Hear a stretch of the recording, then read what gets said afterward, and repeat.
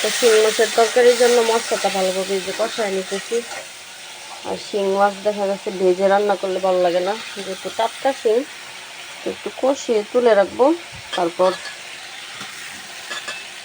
আলু টমেটো কষিয়ে তারপর মাছগুলো দিয়ে দিব। ভালোভাবে 2 মিনিটের মতো কষাই, তারপরে এগুলো তুলে রেখে তারপরে যে টমেটো আর এই যে আলু দিব, দিয়ে একটু ঝোল ঝোল মাখা মাখা টাইপের ঝোল করবো। রোজার দিন দেখা গেছে একটা বেশি তরকারি খাওয়া হয় না, তো গতকালকে অনেক কিছু রান্না করছিলাম, এগুলো রয়ে গেছে। তো মাছগুলো ভালোভাবে কষিয়ে তুলে রাখলাম, আলু দিয়ে দিচ্ছি। আলুটা ভালোভাবে কষায় নিই টমেটোর সাথে।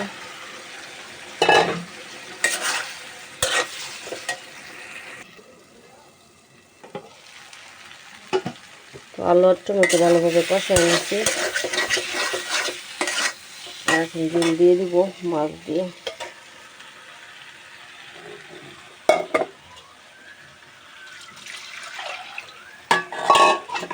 তো দেখা গেছে টমেটো এই সময়তে শিং মাছ দিয়ে ঝোল খেতে বেশি ভালো লাগে, একটু বেশি করে ঝোল দিলাম যেহেতু তাজা মাছ।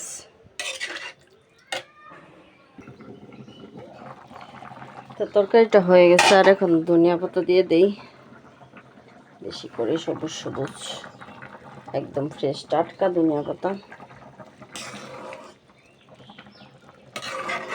2 মিনিটের মতো রাখবো চুলায়, তারপর নামিয়ে ফেলবো।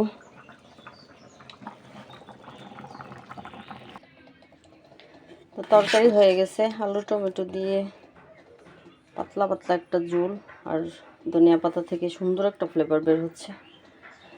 রান্না বান্না আরও আছে, এগুলো শেষ করি আস্তে আস্তে।